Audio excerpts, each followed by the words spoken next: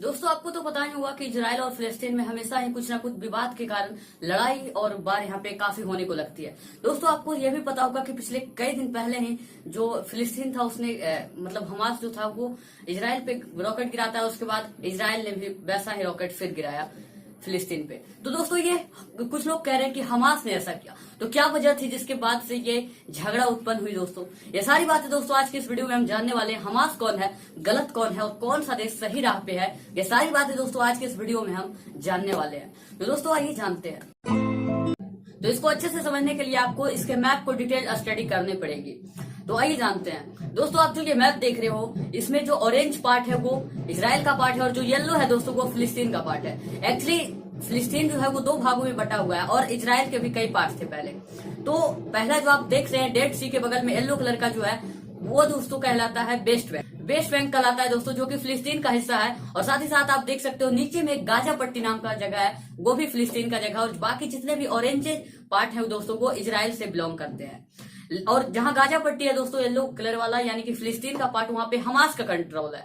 तो आप समझ नहीं पा रहे होंगे कि हमास क्या है। तो आपको मैं बताऊं तो हमास यूएस के द्वारा, मतलब यूएस ऐसा बोलता है कि एक आतंकवादी हमलेवर है। मतलब क्या होता है दोस्तों कि इजराइल जो है वो हमेशा फिलिस्तीन पे भारी पड़ता है, इसलिए हमास एक संगठन के अगेंस्ट में आवाज उठाती है और उसका काम यही होता है रॉकेट वगैरह सिर्फ छोड़ देना और अपने जमीन को गवा देना। तो दोस्तों पिछले कुछ दिन भी यही हमास जो था उसने कई रॉकेट जो है वो इजराइल देश में दाग दिए। आपको तो पता ही होगा दोस्तों कि इजराइल मतलब जो फिलिस्तीन था पहले वहां पे ब्रिटिश का शासन था। आपको पता ही होगा दोस्तों कि ब्रिटिश जो है वो हमेशा डिवीजन पे फोकस करती है। पार्टीशन जो है उसका फेवरेट काम है ताकि वहां पे झगड़े बढ़ते जाए। आज दोस्तों हमारा इंडिया पाकिस्तान 1947 में आजाद हुआ और आज भी हमारा कश्मीर के लेकर हमेशा हमारे वीर जवान जो है वो शहीद होते हैं और उनका हमेशा से फोकस रहता है दोस्तों पार्टीशन करना। तो जब 1948 में अंग्रेजों ने फिलिस्तीन को डिवाइड मतलब फ्रीडम दिया तो उसको उन्होंने उसको भी मतलब पार्टीशन कर दिया। और वहां पे दोस्तों दो देश बनाए गए, इजराइल और फिलिस्तीन। इजराइल दोस्तों उस समय फिलिस्तीन जो था उसको 48% वहां का हिस्सा दिया गया यानी कि लैंड कवरेज, और इजराइल को 44%। और जो दोस्तों यहाँ पे एक जेरूसलम नाम का एक जिस राजधानी है वो यूएनए को कंट्रोल में आ गया। दोस्तों इजराइल जो है वो बटने के बाद पढ़ लिख के काफी अपने आप को इकोनॉमिकली इंडिपेंडेंट कर लिया, पॉलिटिकली इंडिपेंडेंट कर लिया और अपने आप को सारे जो शास्त्र से शस्त्र से वो सारे से अपने आप को परिपूर्ण कर लिया। और वहीं फिलिस्तीन जो था वो एक मुस्लिम देश है और इजराइल जो है वो एक यहूदी देश है। तो जो है कि फिलिस्तीन जो है वो पढ़ाई लिखाई में भी सब चीज में पीछे रह गया। और दोस्तों दोनों जो नेशन है वो हमेशा एक दूसरे से लड़ते रहते हैं, यही काम है। और क्या होता है दोस्तों, इजराइल जो है वो काफी अपने आप को समझदार समझता है और समझदार है भी दोस्तों। वो क्या करता है, फिलिस्तीन को पहले उकसाता है। जब फिलिस्तीन जो है वो मारने आता है तो ये एक कस के मारता है। उसके बाद मतलब क्या होता है दोस्तों, फिलिस्तीन के जो लोग हैं वो हमास वगैरह जो है वो एक रॉकेट छोड़ दिया करता है जिसके इजराइल जो है वो उससे रडार से, और इजराइल को कोई भी नुकसान वहां पे ज्यादा नहीं होता है। लेकिन इजराइल उसके जवाब में दोस्तों ऐसा हमला करता है जिससे फिलिस्तीन का काफी नुकसान होता है दोस्तों, जान और माल दोनों का। दोस्तों according to warfare declaration Israel को बनाया गया दोस्तों, जिसमें कि मैंने आपको बताया कि इजराइल को 44%, फिलिस्तीन को 48% और वहीं पे दोस्तों एक जेरूसलम नाम का जगह है जिसको कि यूएनओ के कंट्रोल में दे दिया गया। दोस्तों जब पार्टीशन हुआ तो दोस्तों तो अंग्रेजों ने मतलब एक सही डिवीजन नहीं किया, एक सही पार्टीशन नहीं किया। आप देख सकते हो दोस्तों कि यहाँ पे आपको एक पतली सी लाइन से देख रही हो कि अलग अलग जगह पे एक गाजा पट्टी, एक वेस्ट बैंक, मतलब डिवीजन को यहाँ पे ऐसी कर दिया गया कि दोनों देश में हमेशा से विवाद रहे। ये जानबूझकर ऐसे पार्टीशन किया गया। जैसे हमारे यहाँ था दोस्तों एक ईस्ट पाकिस्तान और एक वेस्ट पाकिस्तान, जिसको कि बाद में दोस्तों बांग्लादेश में तब्दील कर दिया गया। पूर्वी जो हमारा बांग्लादेश था उसको बांग्लादेश में कन्वर्ट कर दिया गया 1971 में। तो ये कंडीशन। और जब दोस्तों ये बंटवारा किया गया तो फिलिस्तीनियों ने और कई अरब मुस्लिम देशों ने ये कहा कि ऐसा हम होने नहीं देंगे। और क्या था, इजराइल जो था वो लड़ रहा था सभी से। उसने 6 दिन में 6 देशों को हरा दिया। क्योंकि इजराइल इसलिए जीता क्योंकि ये लोग जीत रहे थे अपने जमीन को लेने के लिए, और इजराइल लड़ रहा था अपने स्वाभिमान को बचाने के लिए, अपने अस्तित्व को बचाने के लिए। और फाइनली इजराइल ने 6 दिन में 6 देशों को हरा दिया जंग में और इजराइल नामक एक देश बना। अब आपको लग रहा होगा दोस्तों कि जेरूसलम जो है दोस्तों वहां पे यूएनओ का कंट्रोल क्यों है। इसका सिंपल सी ये रीजन है दोस्तों कि यूएनओ का कंट्रोल यहाँ पे इसलिए है कि जेरूसलम जो है वो एक बहुत ही इंपॉर्टेंट जगह है सभी के लिए। मतलब वहाँ यहूदी वो एक रिलीजियस टाउन आप कह सकते हैं कि बना हुआ है। वहाँ पे 3 धर्म के जो पवित्र स्थल है वहाँ माने जाते हैं।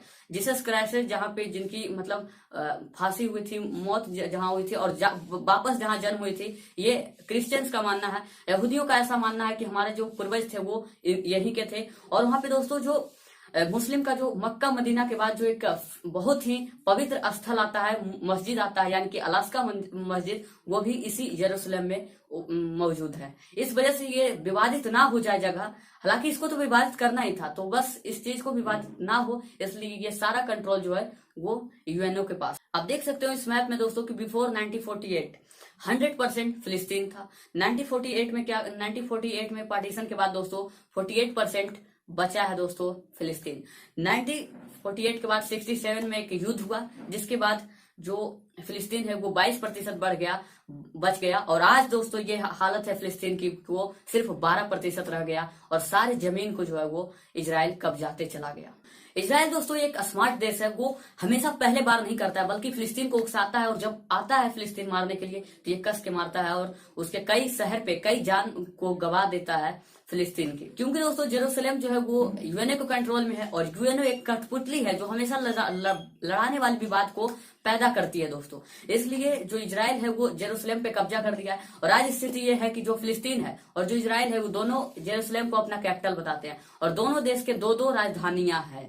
और दोस्तों क्या कहें कि फिलिस्तीन जो है उसके पास खुद तो ताकत है नहीं, और क्या कहें कि मतलब उसके स्वाभिमान पे जब बात आती है तो वो खुद लड़ने चाहता है और लड़ता है फिर किससे, इजराइल से, जिसने 6 दिन में 6 देशों को हरा दिया था। हमेशा दोस्तों लड़ाई होती है और इजराइल जो है वो फिलिस्तीन पे अपना कब्जा जमा लेता है और उसके जमीन को हड़पते जाता है, क्योंकि वो स्मार्ट है, इकोनॉमिकल पावरफुल है, पॉलिटिकल पावरफुल है, उसको सारी जगह से सपोर्ट है दोस्तों।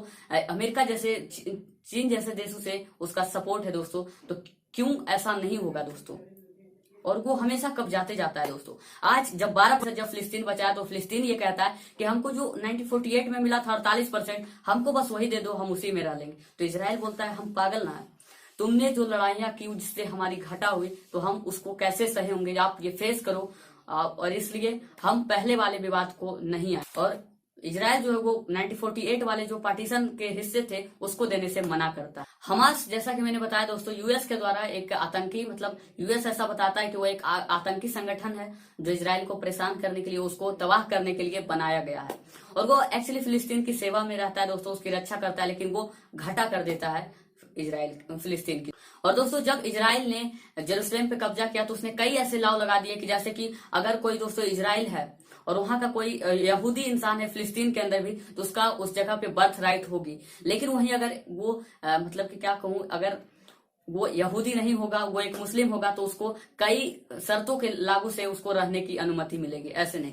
तो अब आपको बताता हूं दोस्तों कि क्यों अटैक किए गए थे, व्हाई अटैक। दोस्तों ये अटैक क्यों हुआ पिछले कुछ दिनों पहले, ये हम जानने की कोशिश करते हैं। तो इजराइल के जो सुप्रीम कोर्ट था दोस्तों, उसने एक ऑर्डर निकाला कि जो भी जेरूसलम में मुस्लिम इलाका है और जो भी मुस्लिम है, मतलब कि फिलिस्तीनियों का है, उसे वो खाली करके कहीं और चले जाए। लेकिन फिलिस्तीन एक्चुअली ये नहीं जाना चाहता। लेकिन एक्चुअली बात क्या हुआ था दोस्तों कि जब वर्ल्ड वार सेकेंड के समय जब यहूदियों पे अत्याचार छाया हुआ था, जर्मनी से हिटलर ने यहूदियों को मार दिया था, एक मतलब कि क्या कहूं कि बंद कमरे में जहरीली गैस छोड़कर मारना स्टार्ट किया, तो कई यहूदी जो थे वहां से भागना स्टार्ट कर दिए और फिलिस्तीन में आकर शरण लेने लगे। और फिलिस्तीनियों का दिमाग तो वैसे भी नहीं था, और उन्होंने क्या किया, फिलिस्तीन जो था वो अपने जमीन को हाई प्राइस पे बेचना स्टार्ट कर दिया। और इजराइल का वो खरीदा हुआ जमीन है, जिसे कि इजरायली सुप्रीम कोर्ट ने फिलिस्तीनियों को बाहर निकलने की ऑर्डर दिया है, जिसे कि वो नहीं जा रहे। और इस तरह से वो हमला बार लड़ाई बढ़ती गई कि दोस्तों कि वो विवाद मस्जिद तक पहुंच गई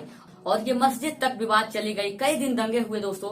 और फाइनली दोस्तों यहाँ पे हैंड ग्राइंडर तक फेंका गया और इजराइल उस समय वही मौजूद थे, उनकी कमांडर मौजूद था, क्योंकि वो जानता था कि ऐसा कुछ दंगा हो सकता है। और दोस्तों फिलिस्तीन वाले पत्थर मारते तो वो ग्रेनाइड मारते, और आज की स्थिति ऐसी हो चुकी है। तो अब सोल्यूशन क्या बचता है दोस्तों फिलिस्तीन और इजराइल दोनों के पास? आज इजराइल भी अपने कई पॉलिटिकल सप्रेस से जूझ रहा है। तो कौन सही है दोस्तों और कौन गलत है, ये आइए जानते हैं। तो दोस्तों आपको पहले मैं बता देता हूँ कि चाहे वजह कुछ भी हो, कहीं भी लड़ाई होती है दोस्तों, नुकसान सबसे ज्यादा सिविलियन की होती है, चाहे वो गलती हो ना हो। आज फिलिस्तीन और इजराइल क्या करते हैं दोस्तों, ये उसके कंट्री पे रॉकेट मार रहे हैं और वो इसके नुकसान हो रहा है दोस्तों वहां के सिविलियन का। दोस्तों कहीं यहाँ पे फिलिस्तीन की भी गलती है, कई ऐसे मुस्लिम कंट्री है जो इजराइल को एक देश ही नहीं मानते हैं। पाकिस्तान ने तो इजरायलियों को आना और जाना बंद कर दिया कि इजराइल आप नहीं जा सकते हैं और ना तो वहां से आ सकते हैं। तो कई जो यहूदी पे भी काफी विकराल रूप छाया था दोस्तों वर्ल्ड वार सेकेंड के समय, जब हिटलर ने उनकी जो अत्याचार थी वो उन पे बढ़ा दी थी।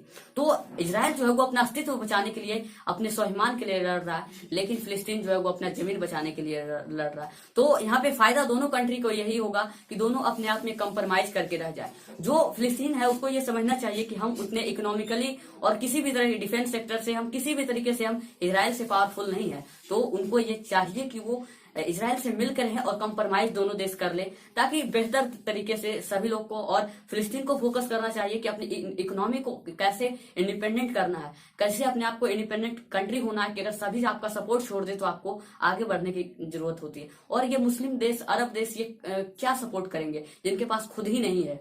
तो फिलिस्तीन को भी पढ़ाई लिखाई पे, अपने एजुकेशन पे, अपने हेल्थ फैसिलिटी पे ध्यान देनी चाहिए, ताकि इजराइल जैसा टेक्नोलॉजी में आगे, इकोनॉमी में आगे, सभी चीजों में बढ़ सके। और आज इजराइल ऐसा कंट्री है दोस्तों जिससे कि बहुत बड़े बड़े और शक्तिशाली देश भी लड़े तो वो हार सकते हैं।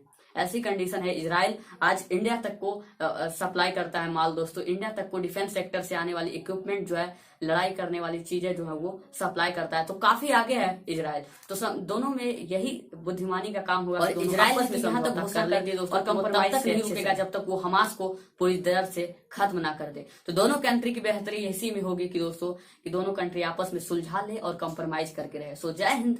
आशा करता हूँ कि आपको जो मैंने समझाना चाहा था वो आप समझ चुके होंगे। और सो जय हिंद और वंदे मातरम।